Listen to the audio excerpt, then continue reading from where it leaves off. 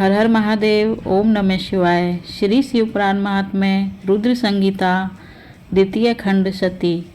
तो भक्तों, हमने रुद्र संगीता के प्रथम खंड में जाना कि किस प्रकार ब्रह्मा जी मनु और दक्ष कन्याओं का वर्णन करते हैं और भगवान शिव की पूजा विधि और अर्चना किस प्रकार करनी चाहिए। आज के इस अध्याय में हम जानेंगे कि नारद जी के प्रश्न के उत्तर में ब्रह्मा जी उन्हें बताते हैं कि सदाशिव से त्रिदेवों की उत्पत्ति कैसे होती है और ब्रह्मा जी से देवता आदि की सृष्टि के पश्चात एक नारी और एक पुरुष का प्राकट्य कैसे होता है। तो चलिए आज का अध्याय शुरू करते हैं। नारद जी बोले, हे महाभाग महाप्रभो विधात, आपके मुखारविंद से मंगलकारिणी शंभु कथा सुनते सुनते मेरा जी नहीं भर रहा है। अतः भगवान शिव का सारा शुभ चरित्र मुझसे कहिए।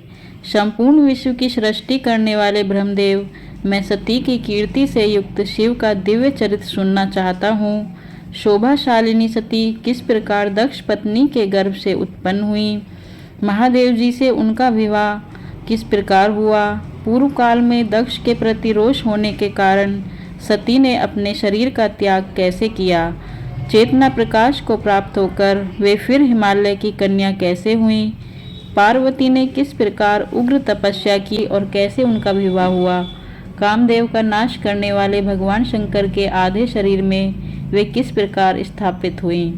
हे महामते, इन सब बातों का आप विस्तार पूर्वक कहिए।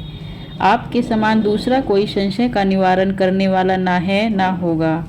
इस प्रकार नारद के वचन सुनकर ब्रह्मा जी ने कहा, हे मुने, देवी सती और भगवान शिव का शंभु यश परम पावन, दिव्य तथा गोपनीय से भी अत्यंत गोपनीय है। तुम वह सब मुझसे सुनो। पूर्व काल में भगवान शिव निर्गुण, निर्विकल्प, निराकार, शक्ति रहित, चिन्मय तथा सत और असत से विलक्षण स्वरूप में प्रतिष्ठित थे। फिर वे ही प्रभु सगुण और शक्तिमान होकर विशिष्ट रूप धारण करके स्थित हुए।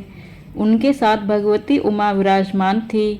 विप्रवर वे भगवान शिव दिव्य आकृति से सुशोभित हो रहे थे। उनके मन में कोई विकार नहीं था।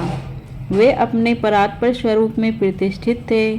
हे मुनिश्रेष्ठ, उनके बाएं अंग से भगवान विष्णु, दाएं अंग से मैं ब्रह्मा और मध्य अंग अर्थात हृदय से रुद्रदेव प्रकट हुए। मैं ब्रह्मा सृष्टि करता हुआ, भगवान विष्णु जगत का पालन करने लगे और स्वयं रुद्र ने संहार का कार्य संभाला। इस प्रकार भगवान सदाशिव स्वयं ही 3 रूप धारण करके स्थित हुए।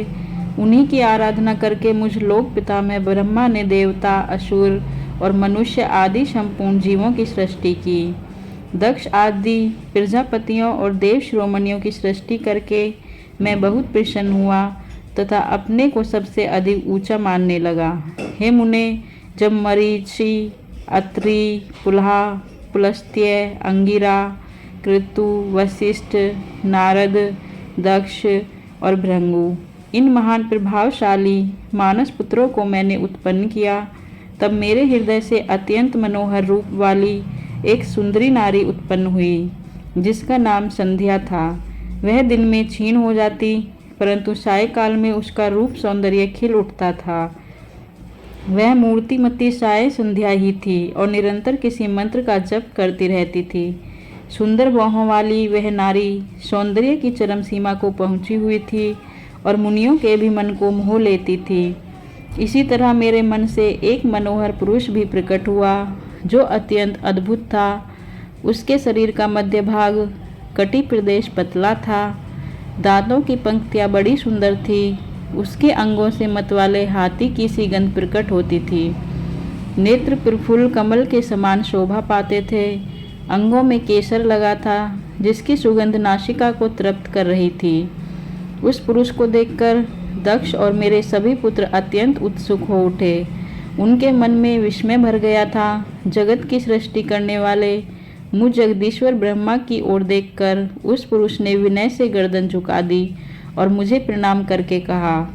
वह पुरुष बोला, ब्राह्मण, मैं कौन सा कार्य करूँगा? मेरे योग्य जो काम हो उसमें मुझे लगाइए, क्योंकि हे विधाता, आज आप ही सबसे अधिक माननीय और योग्य पुरुष हैं। यह लोक आपसे ही शोभित हो रहा है। ब्रह्मा जी ने कहा, भद्र पुरुष, तुम अपने इसी स्वरूप से तथा फूल के बने हुए 5 बाणों से स्त्रियों और पुरुषों को मोहित करते हुए सृष्टि के सनातन कार्य को चलाओ। इस चराचर त्रिभुवन में ये देवता आदि कोई भी जीव तुम्हारा तिरस्कार करने में समर्थ नहीं होंगे।